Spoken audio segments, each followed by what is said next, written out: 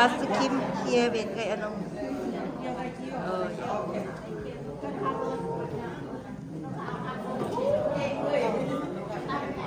yeah. อันนี้ภาค2เนาะตอนนี้พ่อพี่น้องกำลังถ่ายรูปเพื่อนเตรียมพร้อมWelcome to Women Scholarship. We are glad to have you to join us today. วันยินดีต้อนรับเนาะ We happy with that.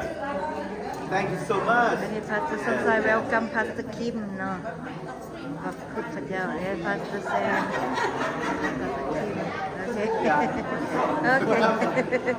Okay.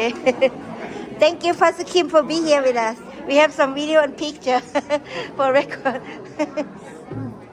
Okay. อ่านอีกเนาะภาษาลาวยินดีต้อนรับการเข้าร่วมชุมนุมสตรีเป็นความปิติยินดีที่มีพี่น้องมาร่วมกันในวันนี้อาเมนขอบคุณพระเยซูเนาะอันนี้เพิ่นกำลังเตรียมเนาะกำลังเตรียมพ่อพี่น้องกำลังเตรียมสวัสดีเขาได้ซื้อตูจะซื้อหยังซื้อจักนาจันเหรอนาจักโอเคขอบใจที่มาสวัสดี sister ได้เซ็นซื้ออยู่นี่ดิ and sit anywhere you like oh your grandson so cute I'm taking video and picture smile 1 2 3 Marcus right I'm sorry This is Caden's baby. okay that's good oh I'm sorry เราซื้อหยังก่อนลืม Mateo. How are you you are so beautiful you are so handsome come with grandma that's good Sitter. that's good your grandma look young forever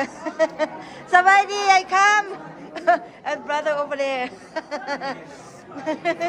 โดยสบายดีแม่ เด็กบรรดาอาจารย์เพิ่งกำลังทักทายกันแถวนั้นขอบคุณพระเจ้านะ ขอบคุณพระเจ้าเนาะเพิ่งกำลังมาขอบคุณพระเจ้าที่บรรดาอาจารย์เพิ่งก็มาสนับสนุนสตรีเนาะสบายดีอาจารย์สมขอบใจเด้อสำหรับทุกอย่างมื้อนี้นะพระเจ้าอวยพร สบายดีพ่อมาตินพ่อคำสีทอง ขอบใจที่มาห่วมมื้อนี้เด้อโดยพระเจ้าอวยพรโดยขอบใจ โดยเขาน้อยสิมาเบิ่งไผแน่กำลังมาสวัสดีคุณ เบิ่งไผแน่มาเด้อพี่น้องเพิ่นกำลังสิเริ่มนี่ขอบคุณพระเยซู Look at the sunshine on our face so beautiful Earlier it was no sunshine but thank God look at how beautiful it is up there That remind me of heaven gate open for us We are human and we are children's God Thank you Jesus We are the child of God Hallelujah ไปตลอดไปเข้าไปในเด้เพิ่นยีมือเด้สบายดี แล้วอันนี้มันมีหลายคนมาแล้วเนาะเตรียมหน้าแล้วเพิ่นก็มีอันน่ะหลายคนมาร่วมมีบุรุษแน่มีสตรีแน่เนาะมีดาอาจารย์เพิ่นก็มาร่วมขอบคุณพระเจ้าเนาะเดี๋ยวนี้กำลังถ่ายรูปถ่ายห้อยเนาะกำลังเตรียมพร้อม กำลังจัดเตรียมฮัลโหลสบายดีเพิ่นสิเริ่มแล้ววันนี้นะโอเค สิได้มอดเขาน้อยสิได้มอดกล้องเลยเด้อวันนี้เด้อพอฮอดเวลาเลยโอเคเพิ่นว่าประจำที่แล้ววันนี้เนาะเพิ่นว่าประจำที่แล้วก็สิได้ประจำที่เลยเด้อวันนี้สิได้มอดกล้องไว้เลยเด้อวันนี้เด้อ อันนี้ถ่ายพรีซะก่อนเนาะอันนี้ก่อนงานเริ่มพวกเฮาพากันเว้ากันถ่ายรูปนํกันแล้วก็ทำสบายดีกันแล้ววันนี้ก็สิเริ่มแล้วเนาะวันนี้อาเมนพระเจ้าอวยพร เข้าประจำที่ โอเค จะเริ่มรายการขน้อยอยากจะประกาศอีกครั้งหนึ่งว่าห้องน้ำผู้หญิงของเราสุภาพสตรีอยู่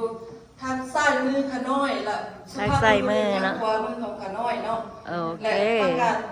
อันที่สองสำคัญที่สุด ทางซ้ายมือก็อยู่หั่น ก็ ทางขวามือก็อยู่หั่น ถ้าผู้ใดมีโทรศัพท์มือถือหรือว่าโทรศัพท์ก็อยากให้ก็ต้องมอดเราพี่น้องให้ได้ผ่อนเสียงลง โอ้ผ่อนเสียงลงเนาะ ระบบสั่นสะเทือนก็ได้ ระบบสั่นสะเทือนโอเค การรบกวนเฮาตอนเฮาสรรเสริญพระเจ้าเนาะพี่น้อง อาเม ขอบใจ น อาเมน แล้วอัน พระเจ้า ถ้าน้อยอยากจะขอยืมอันคำของพาสเตอร์แซมเนาะเพิ่นไปเที่ยวเมืองไทยมาเนาะพวกขน้อยทุกๆคนก็ใส่อยู่ในโบสถ์แห่งนี้และอันขน้อยสิเว้าแล้วให้พี่น้องถ้าขน้อยเว้าว่าอาเลลูยาอยากให้พี่น้องเว้าว่าเอเมนถ้าขน้อยเว้าว่าเอเมนให้พี่น้องเว้าว่าอาเลลูยาขน้อยสิเว้าว่าพระเจ้าแสนดีพี่น้องเว้าว่าตลอดเวลาและขน้อยสิเว้าว่าตลอดเวลาพี่น้องก็เว้าว่า พระเจ้าแสนดีฮาเลลูยา One, two, three. Hallelujah. เอเมน Amen. ฮาเลลูยา พระเจ้าแสนดี all the time ตลอดเวลา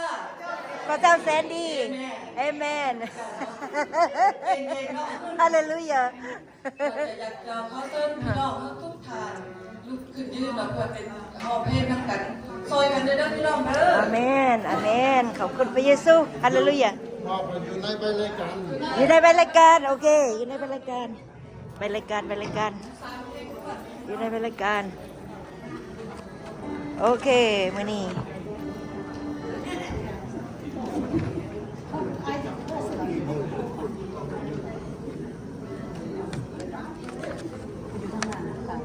โดย โดยทั้งนี้ก็เห็นอยู่เลย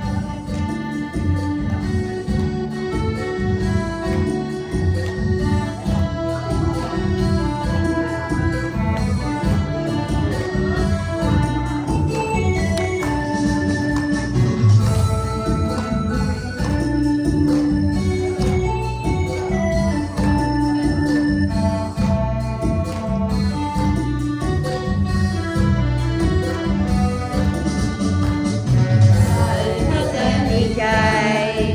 ดีใจข้าแสนดีใจ ดีใจข้าแสนดีใจ ดีใจ ดีใจ ดีใจ มาพบกันพบกันนานเกินจะองเราดีใจก็แสนดีใจ ดีใจก็แสนดีใจที่เราทั้งหลายได้มาพบกัน เธอต้องอะไรเธอต้องจากใจหวังว่าพี่น้องคงจะดีหวังว่าพี่น้องคงจะดีจะได้จะดีเพียงในทางเดินดาวก็ไม่ว่าเดินใจเดินและทำนั่นของธรรมดาว่าได้เธอยังสบายโอ้ได้ได้เธอยังสบายพวกเราสบายให้ถึงวันไหนฮาเลลูยา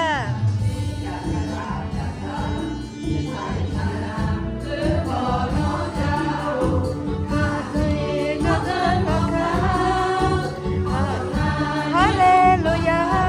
ฮาเลลูยาสบายลีเลื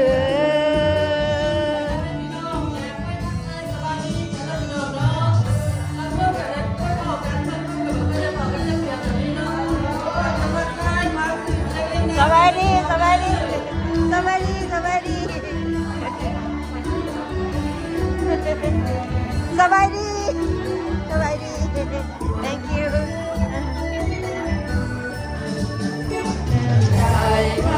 ดีใจดีใจข้าแสนดีใจดีใจข้าแสนดีใจดีใจดีใจดีใจดีใจจะพบกันพบกันนานเธอต้องเขาดีใจข้าแสนดีใจดีใจข้าแสนดีใจที่รักทั้งหลายได้มาพบกันฮาเลลูยาดีใจจะเจอกันตอนนี้มาตาพี่น้องก็บ่มีไม่เคยต้องมีเพียงตามอยากขอทำจะเงินจะจำเงินของทำกายดีใจจะนั่งสบายพบกับเธอจะนั่งสบายที่เราทำได้